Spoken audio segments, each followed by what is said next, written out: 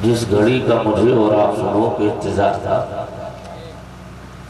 کافی شدت سے انتظار ہم اور آپ کر رہے تھے، اب وہ تمام تر انتظار کی گھڑیاں ختم ہوئیں۔ مصطفیٰ جان رحمت کے پاکیزہ شہزادے منبر شریف پر موجود ہیں حسان میاں کے پیکر میں۔ آپ ان کے رخ زیبا کی زیارت کریں، نام اعمال میں نیکیوں کا اضافہ فرمائیں۔ دیکھ رہے ہیں آپ بنفس نفیس، میں تو یہ کہتا ہوں جہاں پہ جلسہ ہو اور جلسے میں حضور کے کسی بیٹے کی آمد ہو، یقیناً وہ جلسہ اللہ کی بارگاہ میں قبول ہو جاتا ہے۔ آج ہم اور آپ جس امام کے ذکر کی پاکیزہ محفل میں بیٹھے ہیں، تو آپ اندازہ لگائیے حضرت کے گھر کی باتیں آج حضرت کے سامنے ہم لوگ کرنے کے لیے موجود ہیں۔ آپ ان کو دیکھیے، تصور میں امام کو رکھیے کہ مصطفیٰ جان رحمت صلی اللہ علیہ وسلم کا پاکیزہ شہزادہ، وہ جو کربلا میں زین العابدین کی شکل میں بچا، اسی پاکیزہ نسل سے ان کے پیارے شہزادے حضرت سید حسان میاں صاحب قبلہ کے پیکر میں منبر شریف پر موجود ہیں۔ سارے لوگ بلند آواز سے حضرت کو دکھا کے ہاتھ اٹھا کے بولے لبیک یا حسین۔ اب تیور میں آئیے، لبیک یا حسین۔ اب سنیے، ہم اور آپ جس علی کے ماننے والے، جس حسین کے چاہنے والے ہیں، تو میں عرض یہ کر رہا تھا، حسین کے لیے بولا جاتا ہے، حسین کربلا میں پانی کے ایک ایک قطرے کے لیے ترستے رہے، پانی کا ایک ایک قطرے کے لیے نہر فرات پر پابندیاں لگا دی گئی، آپ کو پانی کا ایک قطرہ نہیں ملا، حسین پیاسے رہے، حسین پانی کے لیے ترستے رہے۔ تو میں پوری ذمہ داری کے ساتھ کہہ رہا ہوں، میرا حسین کربلا میں مجبور نہیں تھا، حسین کل بھی پاورفل تھا، حسین آج بھی پاورفل ہے، انشاءاللہ حسین قیامت تک پاورفل رہے گا۔ میں کہتا ہوں وہ لوگ ماتم کریں جس کا حسین مجبور تھا، ہمارا حسین نہ کل مجبور ہے، ہمارا حسین نہ آج مجبور ہے، ہمارا حسین نہ قیامت تک مجبور رہے گا۔ اب الزام لگانے والا الزام لگا رہا ہے، حسین پانی کے لیے ترستے رہے، حسین پانی کے لیے ترسے، ہرگز نہیں کربلا میں حسین پانی پینے نہیں گئے تھے، کربلا میں حسین امتحان دینے کے لیے گئے تھے، کربلا میں امتحان دیا جا رہا تھا،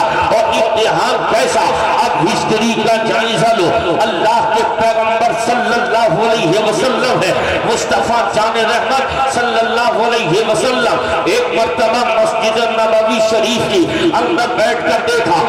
دیوار سے کچھ نظر آیا، باہر نکلے، ام الفضل سے ملاقات ہوئی تو ام الفضل نے خواب بیان کر دیا۔ اس کے بعد میں کچھ دنوں کے بعد کی ہسٹری یہ رہی، حضرت سیدنا پیغمبر آدم کی لخت جگر سیدہ طیبہ طاہرہ حضرت فاطمہ کے یہاں دوسرے بیٹے کی شکل میں حسین پیدا ہوئے، پہلے سے پہلے حضرت امام حسن پیدا ہوئے، اس کے بعد حسین پیدا ہو گئے۔ اب آؤ تاریخ کا تیور ملاحظہ کر لو، حسین پیدا، حسن پیدا ہوئے، 6 مہینے کی عمر، 6 مہینے کا حمل تھا، حضرت امام حسن پیدا ہو گئے، 6 مہینے کا حمل تھا، حضرت حسین پیدا ہو گئے۔ اب میڈیکل سائنس میں چلیے گا، یہ 6 مہینے کا بچہ زندہ نہیں رہتا ہے، 6 مہینے کا بچہ زندہ نہیں رہتا ہے، اس لیے کہ جب 120 دن کا حمل عورت کو ہوا تو اللہ نے فرشتے سے اس کے اندر روح کو ڈلوا دیا گیا، اب جب روح ڈال دی گئی تب 120 دن کے بعد اس میں روح ڈل گئی، اور ڈلنے کے بعد اعضائے بدنیہ اب گروتھ کرنا شروع ہو رہے ہیں، ماں کے پیٹ میں پلتا رہا۔ اب 5 مہینے کا وقت رہے گا جس میں بچے کو پڑھنا ہے، جس میں بڑھوار کہا جاتا ہے۔ اب اس 5 مہینے کے وقت کے لیے اب یہ بچہ ماں کے پیٹ میں پلتا بڑھتا رہے، اگر 7.5 مہینے میں بچہ پیدا ہو تب مشینوں میں رکھ دیا جاتا ہے، ڈاکٹر کہے گا کمزور ہے، بچنا مشکل ہے، مشینوں کا سہارا لیا جائے گا۔ 8 مہینے کا بچہ پیدا ہو تب مشینوں میں رکھ دیا جائے گا، تو 6 مہینے کا بچہ اب کیسے زندہ و سلامت رہے؟ تو ڈاکٹر راوی کہے گی 6 مہینے کا بچہ بچتا نہیں ہے، 6 مہینے کا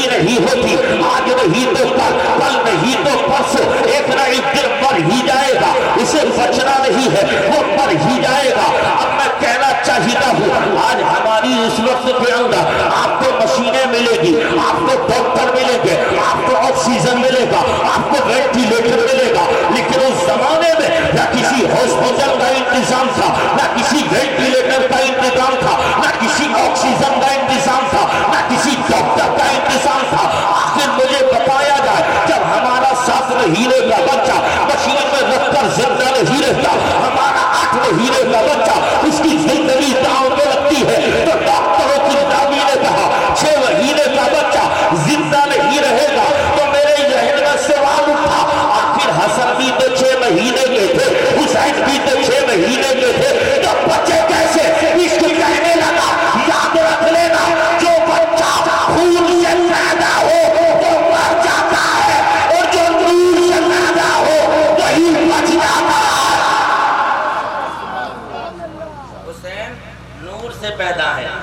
مصطفیٰ کے نور سے پیدا کیے گئے ہیں۔ اب وہی حسین ایک دن امام الانبیاء اپنی آغوش کرم میں لے کر حسین کو بیٹھے ہیں۔ اب تاریخ ملتی ہے، حضرت اسامہ ابن زید نے کہا میں مصطفیٰ جان رحمت کی بارگاہ میں تھا، اور میں نے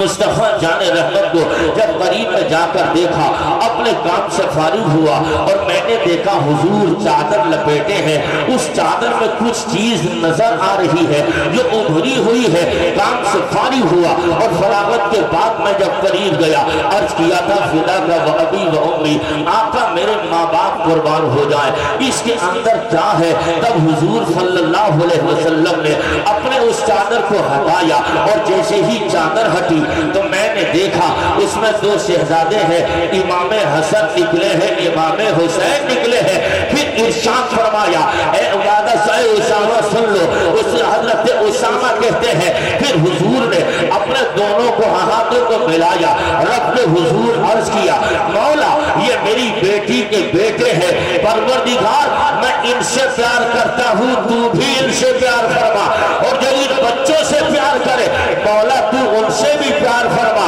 حضرات یاد رکھ لیجئے گا، اب حسین مصطفیٰ جان رحمت کے یہاں پل بڑھ رہے ہیں، مولانا جان کی بارگاہ میں حسین کا آنا جانا ہے، کھیل رہے ہیں مصطفیٰ کی گود میں، کبھی حسن کاندھے پر ہے، کبھی حسین کاندھے پر ہے۔ اب تاریخ کا تیور ملاحظہ کر لو، امام حسن ایک کاندھے پر، حسین دوسرے کاندھے پر، سامنے فاروق اعظم ملے تو عرض کیا تھا یا رسول اللہ سواری کتنی اچھی ہے، تب میرے پیغمبر نے کہا اے عمر تو نے یہ تو دیکھ لیا سواری کتنی اچھی ہے، یہ کیوں نہیں دیکھتے ہو سوار کتنا اچھا ہے؟ نہ اس سواری کا کوئی جواب، نہ اس سوار کا کوئی جواب، البتہ سواری بھی لاجواب ہے اور سوار بھی لاجواب ہے۔ اب آؤ آگے کی تاریخ سن لو، جب 60 ہجری کا زمانہ آیا، آج سے پہلے مدینے میں مصطفیٰ ہے اور حسین نبی کے کاندھے پر سوار ہے، یہ سواری بنے ہیں نبی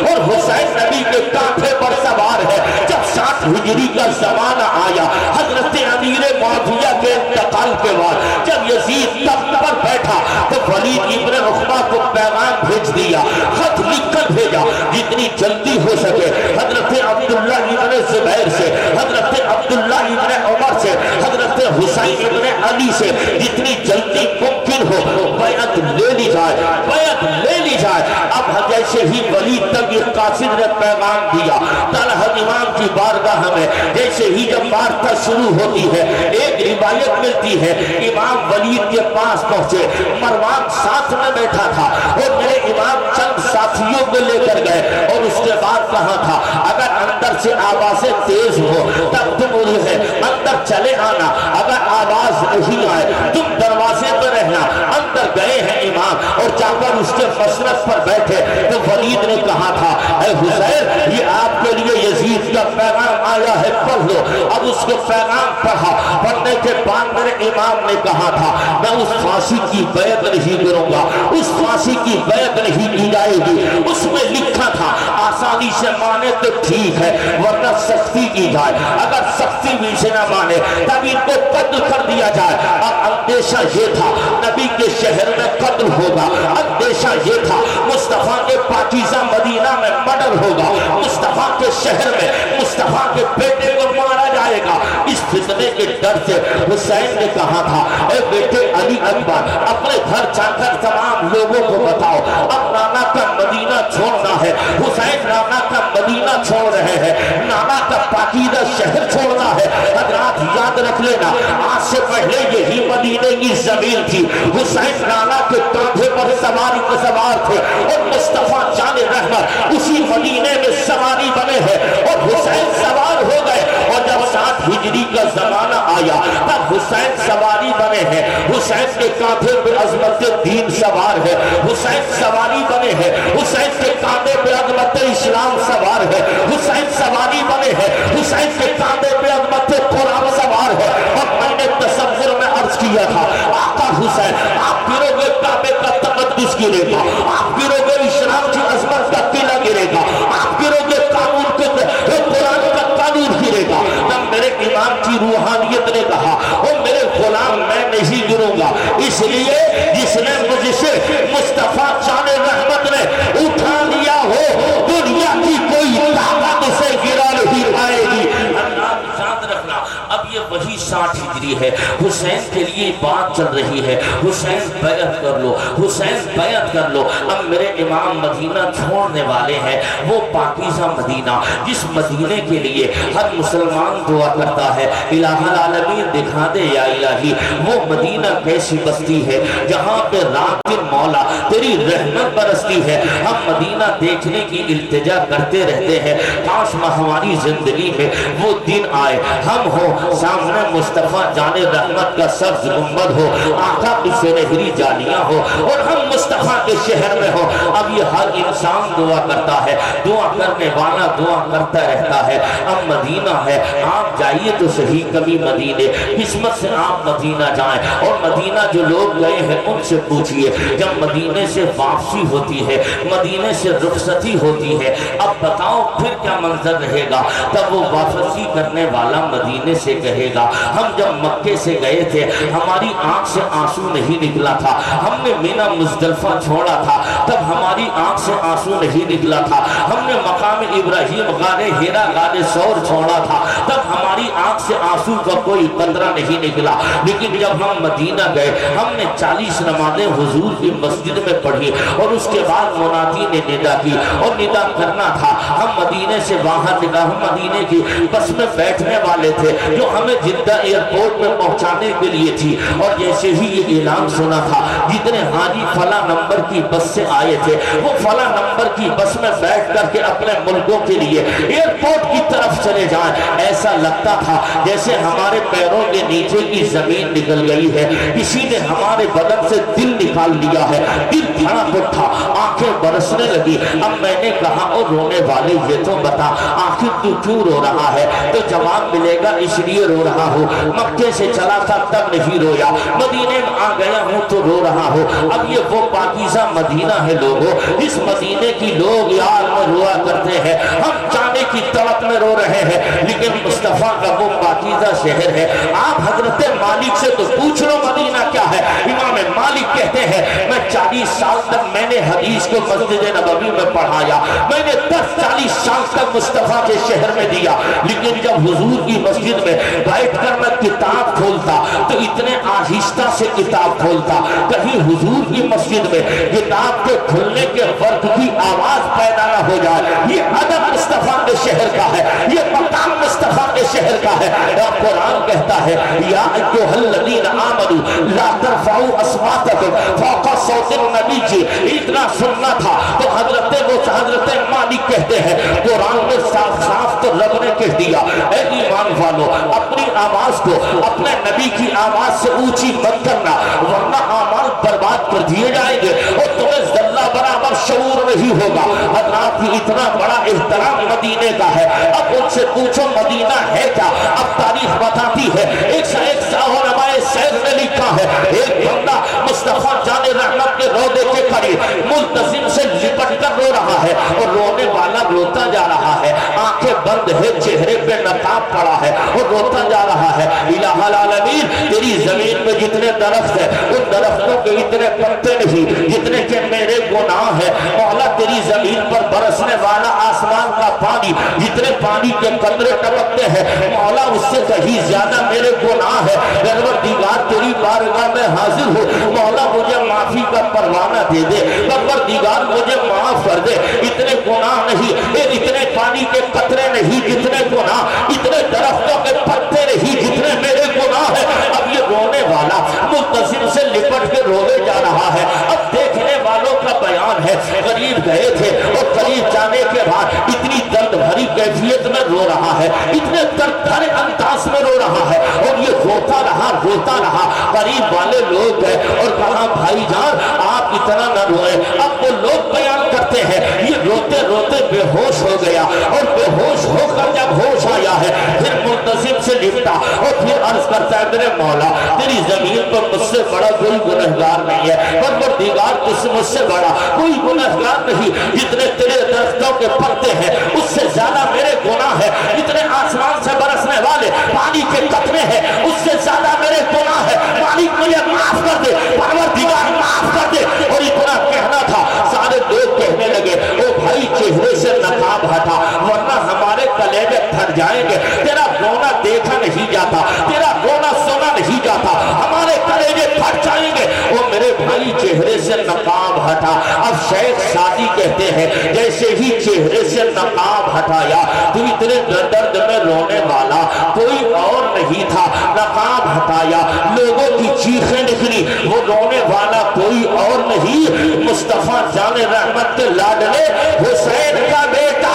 ज़ैनुल आबिदीन था। ज़ैनुल आबिदीन जो मदीने में रो रहा है, हुजूर के फ़ौज़े में रो रहा है। अब रोते रोते आगे बढ़े ज़ैनुल आबिदीन और चंद सेकंड रुके और नवाज़े शरीफ पर सलाम किया और सलाम करके बाहर निकल गए। लोगों ने घेर लिया और कहा था ज़ैनुल ये तो बताओ आज तो ऐसा लग रहा था एक नवासा नाना से अपनी बातें मनवाएगा, एक नवासा दिल की दास्तान सुनाएगा, एक बेटा अपने नबी के दिल की बातें बताएगा, लेकिन तुमने चंद सेकंड में नवाज़े शरीफ के सामने ठहरे और तुम बाहर चले गए। तो कहा था तुम्हें मालूम नहीं यहाँ पे सांस का लेना भी बेअदबी है, यहाँ सांस का लेना बेअदबी है। जितनी देर सांस रोकी थी उतनी देर नबी के नवाज़े शरीफ के सामने रहा और जब सांस रोकने पर कुदरत न रही तो मैंने हुजूर के नवाज़े शरीफ से आगे चला गया। ये वो मदीना है जिस मदीने में हुसैन,